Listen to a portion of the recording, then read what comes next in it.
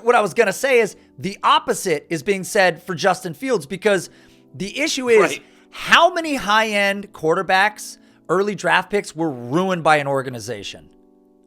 A lot of them. I mean, it goes back to David Carr, right?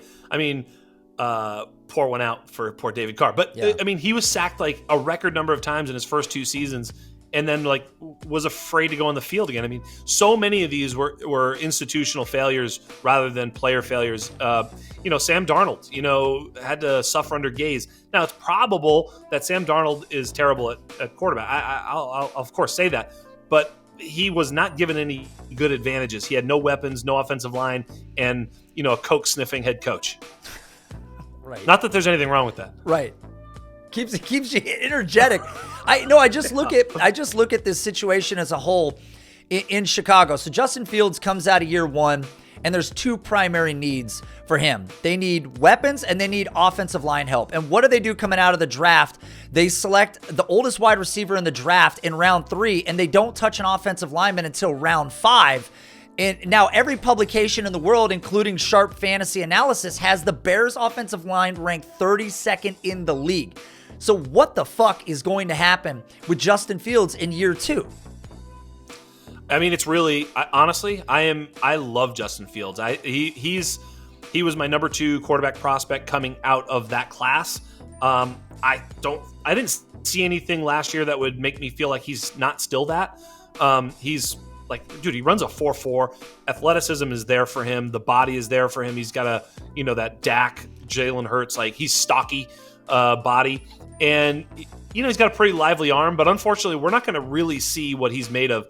I do have some inside information that they're going to run a few more of those RPO type things. And, they're trying to put in some read option stuff with Justin Fields so that he can get a little bit more rushing, which I don't know if any of that shit matters because, again, their offensive line is terrible. So whether they're running the football or putting him in shotgun, taking snaps, play action, it's all going to be rough because he has no weapons and no line.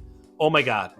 I mean, Darnell Mooney looks like a potential star in this offense in many regards, but this team, it's brutal. The offensive line stinks. I mean, Fields was not efficient behind a bad offensive line last year. It's amazing for him to go into a whole new year and just realize they didn't do anything for me. Like, Velus is clearly not going to be the answer. I mean, just using the data we have before us, I've drafted him in a couple of rookie drafts. Of course, I'm a fucking gambler, but he can't possibly be the answer. Now we're like, it's got to be Cole Kmet. It's his time to shine. Right. That's because there's nobody else. There's no one else to go with. And it's like, he's got to be looking around going, I've got Darnell Mooney, Cole Kmet, Velus Jones, the worst offensive line in the history of football. And Nate, I'm coming off of a bad year. Nate, yes. Nate, anytime you say, oh, the Bears have no weapons, someone will be like, dude, Darnell Mooney and Cole Kmet, right? They always say that, right? Let me ask you this question. Yeah. If Darnell Mooney and Cole Kmet were both on the Cincinnati Bengals, how many targets would they get? I don't like the current Bengals. Probably not that many. Probably not that many. Yeah, so not it's that not many. like, I mean, Darnell Mooney would get like 70 or 80 targets as a field stretcher, and Cole Kmet would be the 4th option. Like, it's the 5th option. Who knows? I mean, these aren't elite players. They're just the best Chicago has, so they're going to be fed targets. Yes, and for fantasy, they will be good assets to have. Don't get me wrong, but it's not like Cole Kmet is like a top 4 tight end in the NFL. I mean, it's brutal. When you talk about him rushing, and he was, I think, number 6 overall in rushing last year, 72 rush attempts. In the, how many games did he play last year? He played, 12 games last year? So in the 12 games that he played last year, his biggest game was 26 fantasy points. Outside of that, a majority of his games went for close to less than 10 points. He averaged 11.4 fantasy points per game, was the QB 31.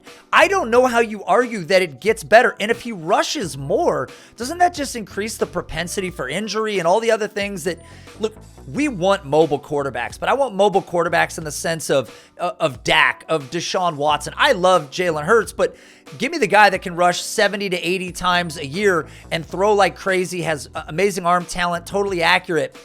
I like Justin Fields, but damn, it feels like they're trying to manifest production for this team, and it's not in the best interest of this quarterback.